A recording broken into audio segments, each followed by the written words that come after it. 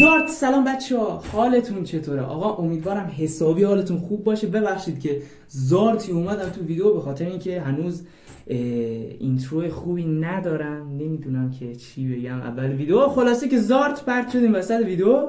آقا امیدوارم حسابی حالتون خوب باشه. من اینجام تا یه مقدار درباره خودم تو ویدیو اول بهتون توضیح بدم، خیلی کوتاه، و احتمالاً الان داره تصویر روم تور براتون پخش میشه، چون یه بار ویدیو رو گرفتم و خیلی طولانی شد. بعد گفتم که آقا بیایم یکم کوتاه‌ترش کنیم و اینا، بچه‌ها ببینن من کیم و اینا. آقا من کوچیک شما، من اسمم ابوالفضل. دلیل این که اسم چنل رو گذاشتم ابوالبلا این بود که وقتی بچه بودم با یه بچه بازی میکردیم که اسم باباش ابوالفضل بود، منتها وقتی میخواست باباش صدا بزنه میگفت ابوالبلا. نمیدونم چرا، ولی خب دیگه از نظرم اسم باحالی اومد. چی شد که وارد عرصه یوتیوب شدم، یعنی دارم میشم. آقا من از اول زندگیم عشق به خندیدن و خندوندن و گیم زدن توم اصلا همینجوری قلقل میزد. خب و اینجوری بودم که از بچگی سعی میکردم بچهای فامیل رو بخندونم. همیشه تو بازی‌ها همیشه سعی میکردم که اون آدم مهربونه داستان باشم. گیم زدنم که نگم برات، از گوشی کلیدی بابام که اگه در دسترس باشه عکسشو براتون میذارم، تا گوشی کلیدی مامانم که احتمالاً این در دسترس هست و عکسشو براتون میذارم، دارم چیز میکنم، باش بازی میکردم و الان هم بعضی وقتا باش بازی میکنم. راستیتش با اینکه خیلی قدیمیه ولی خب آره، الانم که قربون شما برم کال آف پلیر باشه داشتون. البته ادعای خاصی ندارم، حالا بعضی وقتا خوب بازی میکنم، بعضی وقتا خیلی بد بازی میکنم، ولی مدت زمانی که بد بازی میکنم خیلی بیشتره.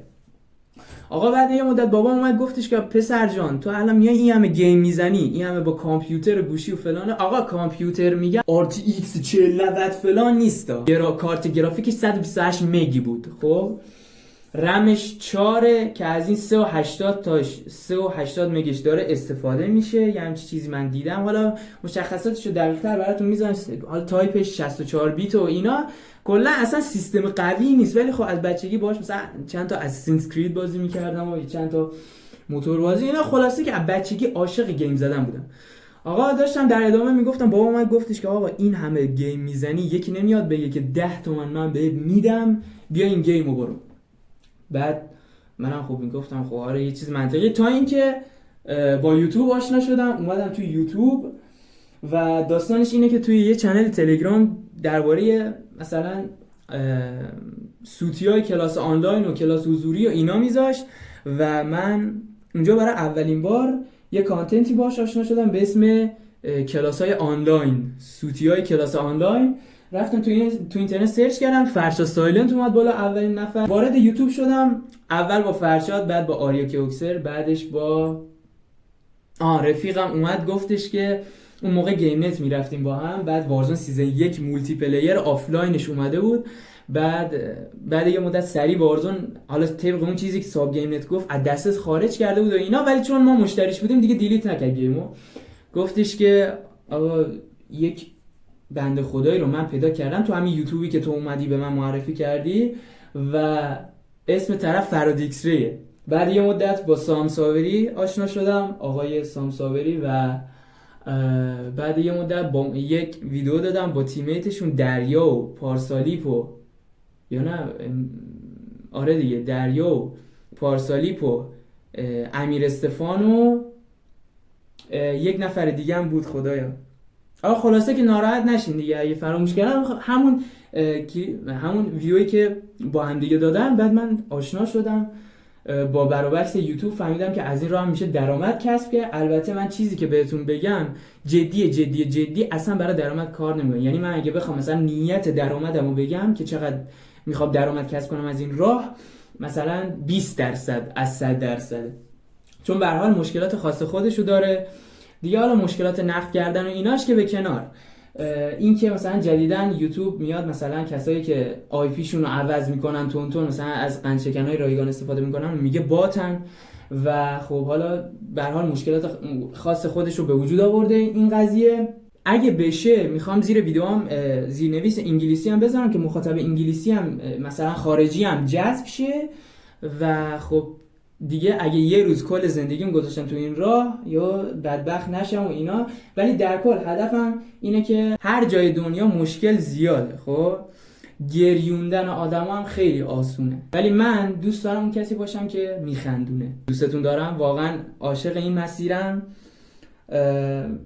به حسابی بهش عشق می‌ورزم. آقا از محدودیت‌های مسیر اگه بخوام بهتون بگم دیگه، قند شکن اینا که نگم براتون. اینترنت پر کلاهبردار، حدوداً هم 1,000,000 تومان هزینه کردم. البته 1,000,000 تومان نه، 1,000,000 تومان.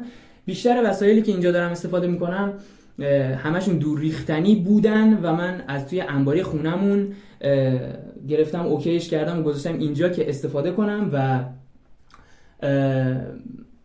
نور و مثلا تابلو و پشتی و اینا همه چیزایی بودن که قرار بوده تو انباری بمونن، ولی من اومدم این اتاق رو اوکیش کردم و خب اینا رو وارد اتاق کردم و در حال استفاده هستم. آقا اتاقه خب مثلا اونجوری نیست که واه دوبلکس مثلا قابلیت آبرسانی، مثلا برق گاز فلان، نه، یک دونه پریز برق داره همون ته. من اگه بخوام این میز اینوری بذارم تموم شد دیگه، نور ندارم، همین نوری که داره صورتم میخوره دیگه ندارم. ولی تصمیم دارم که این کارو بکنم، میتو بذارم اونوری. چرا؟ چون دیوارش سیمان بدجوریه، چون بنده خدا اصلا فکر نمی‌کنه که قرار کسی بیاد اینجا ویدیو بگیره و زندگی کنه و اینا. یه همینجوری با کپچه یک سیمانی همینجوری شپلق میزد به دیوار و اینا. خلاصه که الان به سمت این صحبت میکنم صدا نمیپیچه، ولی سقف و دیوارگچیه حسابی صدا میپیچه. از پنل آکوستیک و اینا همه دارم توی ولاگ صحبت میکنم، اینکه مثلا از کجا اومدن، دارم چیکار میکنم. احتمالاً با زیرنویس بهتون میگم چون الان دارم صحبت میکنم، تداخل نداشته باشه. رفتم چند تا تیکه سیم و چند تا تیکه دو شاخ برق گرفتم که این سیما رو انگار قرار بدم تو اون دو شاخه‌ها و یه جوری به برق وصل کنم. یک دونه لامپ داشتیم که منو برق گرفت و ترکیدم. ویدیوی قبلی که داشتم معرفی میگرفتم اومدم درست حسابی بزنم پشت سرم، نور بک‌گراندم که بزنه به سقف و اینا. اما خب به دلایلی دستم خورد به اون جایی که سیم لخ بود و ترکیدم، پرت شدم اونور. کلا برق شهری بودا. به یه ورتون هستن و امیدوارم که خیلی طولانی نشده باشه. دوستتونم حسابی. آقا لایک و کامنت و اینا بذارینا، خب مثلا ایده بدین بهم، مثلا بگین ای وای کارمو بگین اینا. تجهیزات ندارم، دارم با گوشی مامانم و گوشی خودم ویدیو میگیرم و اگه تجهیزات بهتر باشه، امکانات بیشتر باشه، کامیونیتی بزرگتر باشه، قطعا میتونم ویدیوهای فوق العاده خفن‌تر بگیرم و حسابی دور هم کیف کنیم و لذت ببریم. آقا فراموش نکنیم از دور همیامون یک دونه چنل توی تلگرام زدم که لینکش رو توی دیسکریپشن میذارم، حتما برید سر بزنید. آقا اونجا مودامونو در اشتراک میذاریم، بعضی از مثلا سوالاتتون رو در اشتراک میذاریم، مثلا بعضیا دیگه. حالا من اسپویل نمیکنم، بریم اونجا خودتون ببینید چه خبره. پیج اینستا هم فالو کنید، بعضی وقتا آپدیت میذارم از خودم توش که مثلا دارم چیکار میکنم، چه خبره، فلان پولو کجا خرج کردم، برای استودیو یوتیوب اینا چیکار کردم. اگه ویدیو تأخیری چیزی میخوره اونجا میگم و کلیپ‌های کوتاه از همین ویدیوهایی که درست میکنم میذارم اونجا که حسابی از حال همدیگه با خبر باشیم. آقا قربونتون برم، خیلی دوستتون دارم و حاجی چقدر این حشره است دیگه. حالا ولش کن دیگه، من زودتر ویدیو رو تموم کنم بیام اینو بکشم. آقا قربونتون برم، اینجا زیرزمینه، به هر حال توقع خاصی نباید داشته باشین. خداحافظ.